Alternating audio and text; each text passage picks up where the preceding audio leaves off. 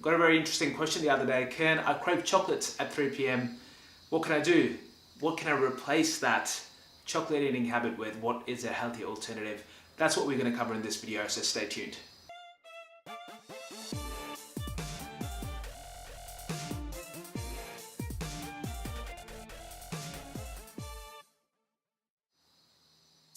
Now, this is a very interesting question because this person obviously wanted me to give her a list of healthier alternatives than chocolate so she could overcome her eating for chocolate. And like most answers, when I was talking back to her, I told her that, I can give you a list of the healthier alternatives, but it's not going to be useful for you over the long term.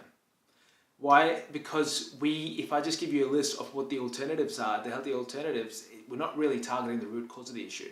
And if we don't target the root cause of the issue, you can follow these healthier alternatives for 2, 3, 4, 5 days, but sooner or later, you're going to run out of motivation. You're going to feel like you need to go back to your old habits. So what is the root cause of the issue? The root cause of the issue is us not understanding our hunger signals. Now, the more and more you study your body, the more and more you realize how complex this hunger signaling system is. But I wanted to simplify it into 3 categories for you. There are 3 predominant types that you feel hungry. Number 1 is physically you're actually feeling hungry. Number 2 is the people or the situations that you're with. That can make you feel hungry when you're with families or friends or you're going for a party or whatever it might be. And number 3, this is the big one, is your emotions. Your emotions play a massive role in how hungry you feel or what type of foods you crave.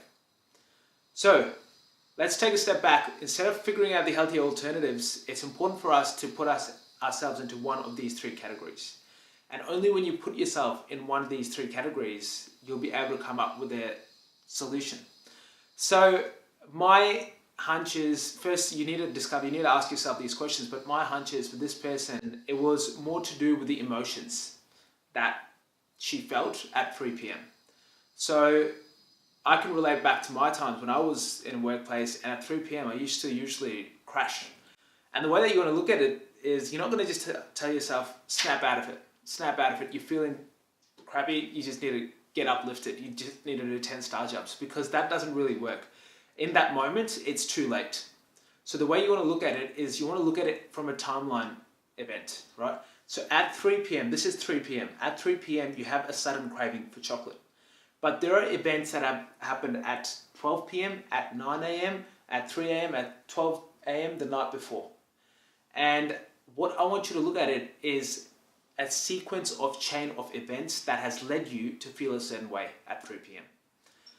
So an example might be, this is something you have to self-discover, by the way. So I'm just going to give you examples, but really you need to do the self-inquiry yourself and figure out what this chain of events is. And you might be able to figure it out straight away, or you might have to play with it for a few days and figure it out. So as an example for me, I remember that when I used to not have a good night's sleep, maybe 4 or 5 hours, I'd wake up, I felt like I needed a coffee or a sugar hit so that I could get back up into my working mode, and I'd have that and I'd feel great.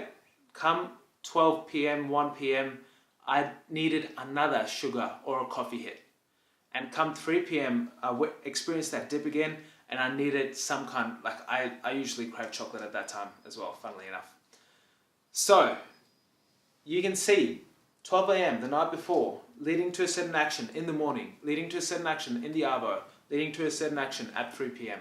That same way, you need to investigate the chain of events that have led you to take that action. And beyond that, you need to identify, is it your emotions? Is it the people or the situations that you're with? Or is it that you're actually physically hungry? Combine those 2 things together, the chain of events and figuring out what one of the 3 categories you're in, and you'll go a long way in mastering your hunger cravings.